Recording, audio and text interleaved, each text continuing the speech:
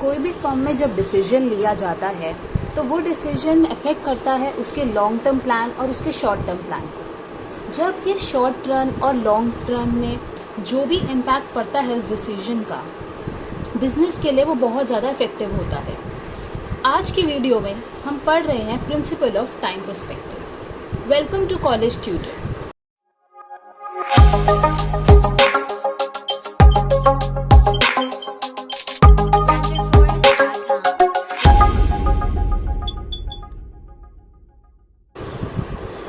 आज हम टॉपिक ले रहे हैं प्रिंसिपल ऑफ टाइम पर्सपेक्टिव।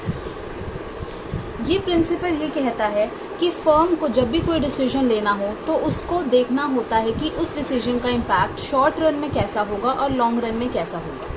तो ये प्रिंसिपल कहता है कि a decision by the firm should take into account of both short run and long run effects, कि क्या इफेक्ट पड़ेगा रेवेन्यू पर and cost, revenue and cost पर क्या इम्पैक्ट पड़ेगा उस डिसीजन का।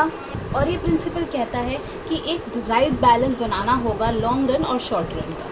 So and maintain the right balance between the short run, long run and short run. So this is what the principle says. जब भी यहाँ पर बात करी गई है डिसीजन की तो उसका इम्पैक्ट शॉर्ट टर्म में देखा जाता है और लॉन्ग टर्म पे देखा जाता है। तो यहाँ पर जो मेन एम्फेसाइज किया गया है वो किस पर किया गया है, उसके इम्पैक्ट पर। सो इम्पैक्ट ऑफ द डिसीजन, कि वो शॉर्ट टर्म का क्या इफेक्ट होने वाला है और लॉन्ग टर्म का क्या इफेक्ट होने वाला है। ये प्रिंसिपल कहता है कि वो सारे टाइम पर्सपेक्टिव को लेना होना चाहिए जब भी आप कोई डिसीजन बनाते हो। कई बार ऐसा होता है कि शॉर्ट रन में कई ऐसे फैक्टर्स हैं जो फिक्स्ड होते हैं और बाकी सारे वेरिएबल होते हैं, यानी कि कोई फैक्टर्स ऐसे होते हैं जिनको आप चेंज नहीं कर सकते हो और कई फैक्टर्स ऐसे होते हैं जिनको आप चेंज कर सकते हो, जो कि वेरिएबल होते हैं नेचर में। सो शॉर्ट रन में अगर बात की जाए तो क्या होता है, some factors are fixed and others are variable. अगर मैं प्रिंसिपल टाइम पर्सपेक्टिव का एक एग्जाम्पल लेती हूँ, जैसे कि हम देखते हैं कि प्रोडक्शन हो रही है, फैक्ट्री में प्रोडक्शन हो रहा है और किसी जो वर्कर्स हैं उन्होंने अपना जो रोज़ का कोटा होता है, जैसे कि कोई भी उन्होंने फिक्स किया होगा कि अगर उन्हें 1500 यूनिट्स को प्रोड्यूस करना है तो उन्होंने वो 1500 यूनिट्स को प्रोड्यूस कर लिया और उनके पास थोड़ा सा टाइम बच गया, यानी कि उनके पास अभी एक आइडल टाइम है जहाँ पर वो और यूनिट्स प्रोड्यूस कर सकते हैं। तो वो डिसीजन अगर वो लें कि वो आइडल टाइम में जो प्रोडक्शन कर सकते हैं अगर, तो उससे क्या होगा, वो शॉर्ट रन में क्या इफेक्ट करेगा, अच्छा इफेक्ट करेगा, क्योंकि अभी यहाँ पर कोई फैक्टर्स ऐसे हैं जो फिक्स्ड है। जैसे कि सैलरी उनकी जो है वो सेम ही रहेगी, ऐसा तो नहीं है उनको ज़्यादा मिल रहा है, कुछ नहीं मिल रहा। लेकिन शॉर्ट रन में देखा जाए तो उनके लिए ये बेनिफिट है कि वो अगर आइडल टाइम में प्रोडक्शन कर देते हैं और उस प्रोडक्शन से जो सेल होगा, जो पैसा आएगा, प्रॉफिट होगा, उनकी सैलरीज में हो सकता है इंक्रीमेंट हो जाए, या अभी मतलब समझ रहे हो कि उस आइडल टाइम में प्रोडक्शन हो जाएगी। तो ये चीज़ें देखनी होती हैं in principle of time perspective. हमारा सेकेंड प्रिंसिपल जो आज की वीडियो में हम ले रहे हैं वो है डिस्काउंटिंग प्रिंसिपल। आई थिंक आपने ये प्रिंसिपल पहले भी कई बार सुना होगा। इस प्रिंसिपल में एम्फेसाइज किया जाता है मनी वैल्यू को, यानी कि जो मनी वैल्यू आज के टाइम पे है वो फ्यूचर टाइम में क्या होगी। अगर मैं आपको ऑफर दूं कि मैं आपको 100 रुपीज़ देना चाहती हूँ आज के टाइम पे, ठीक है, अभी देना चाहती हूँ इन प्रेजेंट, और मैं आपको कहूँ कि या फिर ऐसा करती हूँ 100 रुपीज़ मैं आपको फ्यूचर में दे देती हूँ, तो आप क्या प्रेफर करोगे? आप प्रेफर करोगे कि आप 100 रुपीज़ को अभी ले लो। क्यों? क्योंकि अगर आपको 100 रुपीज़ यूज़ करने हैं किसी भी प्रोडक्ट को लेने के लिए और उसकी वैल्यू अभी 100 रुपीज़ है, लेकिन फ्यूचर में हो सकता है उस प्रोडक्ट की वैल्यू ज़्यादा हो सकता है, पॉसिबल है। अगर वो 120 की हो गई और 100 रुपीज़ आपको आज के आज मिल रहे हैं, आप उसको प्रोडक्ट को आज के आज खरीद सकते हो। लेकिन अगर वही 100 रुपीज़ मैं आपको फ्यूचर में देती हूँ तो क्या वो उस प्रोडक्ट को ले पाएंगे? 20 रुपीज़ तो ज़्यादा है ही, ठीक है। तो इसीलिए ये बात कहता है कि जो पैसे की वैल्यू आज है वो फ्यूचर में नहीं हो सकती, वो फ्यूचर में कम हो जाएगी। तो डिस्काउंटिंग प्रिंसिपल ये कहता है कि यहाँ पर कंपैरिजन किया जाता है मनी वैल्यू को between the present time and the future time. अगर आप कोई भी प्रोडक्ट लेने जाओ मार्केट में तो क्या होता है, वहाँ पर जो भी आप प्रोडक्ट लेते हो अगर आप उसकी कैश में पेमेंट करो तो आपको एक कैश डिस्काउंट मिलता है।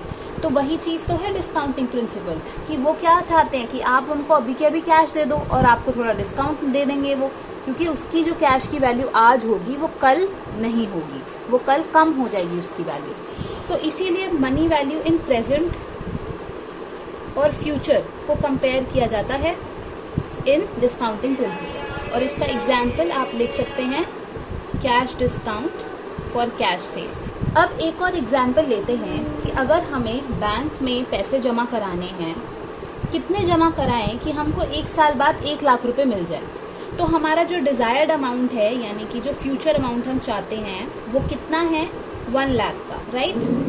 आफ्टर 1 ईयर हम इसको चाहते हैं, तो यहाँ पे हमारे पास जो टाइम है वो कितना है, 1 ईयर का। और अगर आपसे क्वेश्चन पूछा जाए कि कितना हम इन्वेस्ट करें आज के टाइम पे, प्रेजेंट के टाइम में कितना इन्वेस्ट किया जाए कि हमें 1 लाख रुपए मिले, और हमें बैंक इंटरेस्ट रेट दे रहा है 12%, आई होता है यहाँ पर इंटरेस्ट रेट, ठीक है। तो अब अगर हम कैलकुलेट करें तो क्या फॉर्मूला लगाएंगे हम प्रेजेंट वैल्यू के लिए, तो इसका फॉर्मूला होता है desired amount divided by 1 plus interest rate. ये होता है प्रेजेंट वैल्यू का फॉर्मूला। अगर आपसे आफ्टर 1 ईयर की जगह 2 ईयर्स 3 ईयर्स पूछा जाए तो यहाँ पर आ जाता है हमारा टाइम, क्योंकि यहाँ पर 1 ही है तो इसलिए ज़रूरत नहीं पड़ेगी हमें कुछ लगाने की। सो अगर प्रेजेंट वैल्यू के कैलकुलेट किया जाए तो क्या आएगा, हमारा डिजायर्ड अमाउंट क्या है, 1 लाख का, हमारे पास जो इंटरेस्ट रेट आ रहा है वो 12 और टाइम तो 1 है। सो 1 lakh would be divided by 12 by 100 because it's percent. So 1 plus 0.12, and when you calculate this you'll get 89285.7. So you have to deposit this much amount in present to get 1 lakh rupees in the future, means after 1 year at the interest rate of 12%. And by using this formula you will calculate present value. So this is what discounting principle is, equal marginal principle. As the name suggests, इस principal में क्या होता है, equality देखी जाती है, यानी कि इक्वल सेटिस्फैक्शन मिलना, इक्वल मार्जिन, इक्वी मार्जिनल। इसका मतलब है कि प्रिंसिपल ऑफ मैक्सिमम सेटिस्फैक्शन, अगर मैं सिंपल टर्म्स में बोलूँ तो ये किस चीज़ का प्रिंसिपल है, मैक्सिमम सेटिस्फैक्शन का। इस प्रिंसिपल में ये बोला जाता है कि रिसोर्सेज को उन जगहों पर लगाना चाहिए जहाँ पर उसका सबसे ज़्यादा प्रोडक्टिव यूज़ होता है, यानी कि वो रिसोर्सेज, जो भी हमारे रिसोर्सेज हैं, हम उनको उन जगहों पर एलोकेट करें जहाँ पर वो सबसे ज़्यादा प्रोडक्टिव हो सकते हैं। ये इस प्रिंसिपल का ऑब्जेक्टिव होता है। एक डेफिनेशन दी है मार्शल ने, according to Marshall, if a person has a thing which he can put to several uses, यानी कि अलग अलग यूजेस में अगर वो उसको डाल सकता है, he will distribute it among these uses in such a way. So according to Marshall, अगर हमारे पास ऐसे resources हैं या फिर ऐसे uses हैं जहाँ पर हम उसको डिस्ट्रीब्यूट कर सकते हैं, If a person has a thing which he can put to several uses, कोई भी ऐसी चीज़ है जिसको आप several uses में डाल सकते हो, he will distribute it among these uses in such a way that it has the same marginal utility in all. यानी कि अगर मेरे पास 4 रुपीज़ हैं और मुझे कुछ ऐसी चीज़ खरीदनी है, मैं 4 रुपये से बहुत सारी चीज़ें खरीद सकती हूँ। तो अब मैं वो चीज़ें कितनी खरीदती हूँ, उस 4 रुपीज़ को कैसे इस्तेमाल करती हूँ, क्या मैं तीनों चीज़ खरीदती हूँ या फिर मैं सिर्फ 4 ही खरीद सकती हूँ, तो उस रुपये को मैं कैसे डिस्ट्रीब्यूट करती हूँ कि मुझे सेटिस्फैक्शन जो मिले वो एकदम सेम हो, या तो मैं ये 3 खरीदूँ तो भी मुझे सेम सेटिस्फैक्शन मिले उससे कि मैं ये 3 खरीदूँ। तो वो कहना चाहता है कि उस प्रोडक्ट को, उस यूज़ को ऐसे तरीके से डाला जाए कि जो उसकी यूटिलिटी है वो एकदम सेम मिले। अगर हम एग्जाम्पल लेती हूँ, समझ लीजिए कि एक स्टूडेंट है जिसके पास 7 सब्जेक्ट्स हैं, उसका एग्ज़ाम है इन 14 डेज़। इन 14 डेज़ हमें करने हैं 17 सब्जेक्ट्स। अब ऐसा ज़रूरी नहीं है कि हर सब्जेक्ट को, एक सब्जेक्ट को 2 दिन दिया जाए, ऐसा ज़रूरी नहीं है। हो सकता है कि कोई पर्सन उस हार्ड सब्जेक्ट्स को 2 दिन या 3 दिन दे, जो हार्ड सब्जेक्ट्स हैं, और हो सकता है कि जो इजी सब्जेक्ट्स हैं उनको सिर्फ एक दिन में ही हो जाए। तो ज़रूरी नहीं होता कि अगर इस एग्जाम्पल की बात की जाए कि हर सब्जेक्ट को 2 दिन दिए जा रहे हैं, ऐसा ज़रूरी नहीं है। जो सेटिस्फैक्शन है वो सेम मिलेगा अगर आप हार्ड सब्जेक्ट्स में ज़्यादा डेज लगाते हो और इसी सब्जेक्ट्स में कम, तो यूटिलिटी मिलेगी बिल्कुल सेम।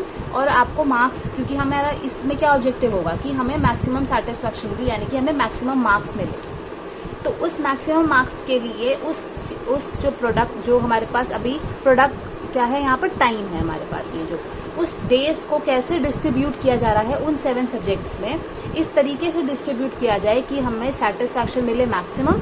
और अलग अलग वेज में अगर हम उसको डिस्ट्रीब्यूट कर रहे हैं, यानी कि उस वे में हमारे पास बहुत सारे वेज होंगे, हमारे पास बहुत सारे तरीके होंगे कि हम उन 14 दिन को 7 सब्जेक्ट्स में डिस्ट्रीब्यूट कर रहे हैं। तो वो जो भी हम वे निकालें, उन सारे वेज में जो यूटिलिटी हो वो सेम।